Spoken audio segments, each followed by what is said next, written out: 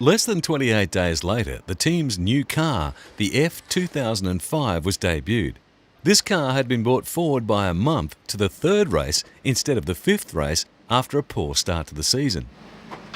It's always a great feeling to jump into a new car, in particular after what happened to us in Malaysia, getting kicked our butt a little bit.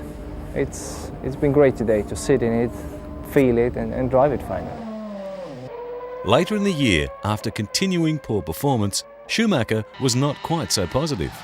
I mean, last year we came here with just answering the question, when we're going to win the championship. This year is the other way, when we're going to lose it. Naturally, it has been a big disappointment in Istanbul after some sort of hope we have had in Budapest and before in Hockenheim in a way. But nevertheless, Ferrari is very strongly minded.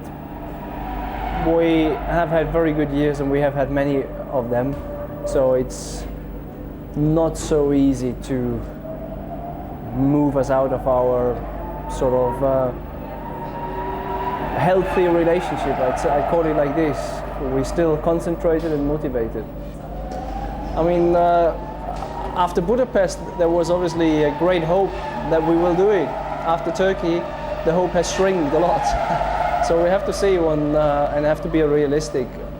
It's all within our work, whether we can be successful on that or not. He might not have been winning, but at least Schumacher remained philosophical.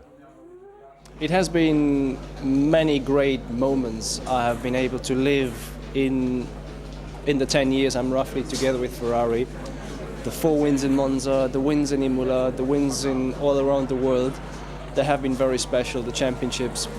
We're suffering all together at the moment a little bit, but I mean, you can't always have the good life. You sometimes have to suffer to see how good the life has been and might be again. By year's end, Schumacher had tallied just 1 win at the US Grand Prix, which nobody noticed, as most of the field had withdrawn for safety reasons. He had retired in 6 of the 19 races. He had finished the season in third with 62 points, less than half the points of world champion Fernando Alonso. And to add further speculation on his retirement, Schumacher said this at the end of the season. I have a contract which goes until the end of next year. At some stage next year I want to make up my mind to how is my future looking. But full concentration is first of all to organize and sort out the problems to be competitive next year. The run of 6 consecutive constructors' titles that Ferrari had won ended abruptly that year. Something had changed. And while 2006 was still young, speculation and rumours were rife, and at Ferrari's winter retreat in Madonna di Campiglio, Schumacher refused to rule out the possibility he might race for another team in 2007. I think, honestly, I said it very clearly and I really mean it. It's 99% Ferrari, nothing else.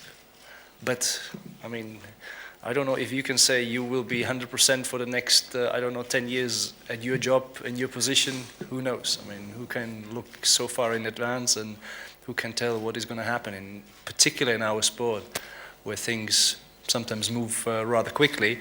And as I said, I don't want to lie, and therefore I'm saying the truth, and 99% that is what it is, and then we will see. Team boss Jan Todt said the Formula One team would not put any pressure on the 7 times world champion to make an early decision about his future beyond the coming year.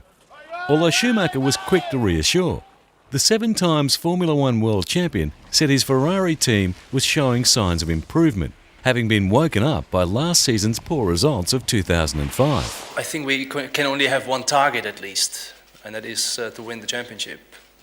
In particular, after a year of last year, where, I mean, the success was so poor to our standards, and we'd really like to come back to where we had been before, to fight for the championship and may finally win it. It has been in the back of my mind and it has been make me moving forward and prepare myself, get the acts together with everybody in the factory. So it was a a nice wake-up call we had last year. It was a tough one though anyway, but that's the way it goes.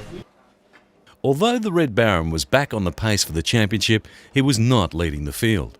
Schumacher fought Alonso's lead valiantly throughout the early rounds. And despite having won 7 times throughout the year, Schumacher could see as the season progressed that the chance of winning back the championship was not possible. After winning the Italian Grand Prix, Ferrari issued a press release stating that Schumacher would retire from racing at the end of the 2006 season. Following that announcement, former Formula One greats such as Niki Lauda and David Coulthard hailed Schumacher as the greatest all-round racing driver in the history of Formula One. The Italian Ferrari Tifosi paid tribute in the streets.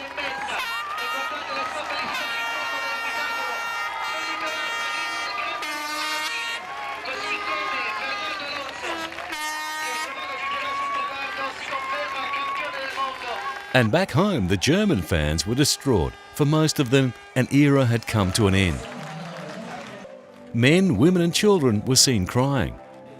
Holger Hofmeier, a 35-year-old professional soldier, said Michael is really a likeable guy. He's a warm-hearted person, honest and open, and the world's best race driver. Germans like that. I liked it, my children liked it, my entire family. There is only one true race driver, Michael Schumacher. Michael Schumacher, the Red Baron, is a 7-time Formula One world champion. He is quite simply the greatest driver the sport has ever seen, earning $650 million in salary and endorsement deals, putting him on par with superstar athletes David Beckham and Tiger Woods. By 2005, the German was the world's first billionaire athlete. It was in Germany that he won real hearts and endorsements. A German investment firm once paid him $8 million over 3 years to wear their badges on his post-race cap. In recent years, he has donated at least $50 million to third world causes, including $10 million for aid after the 2004 Indian Ocean earthquake. His donation surpassed that of any other sportsperson, most sports leagues, many worldwide corporations, and even some countries. His manager told the media his goal is to turn the retiring champion into an advertising emperor, as he keeps his existing personal sponsors and works on new super deals. His total fortune now reportedly surpasses $800 million.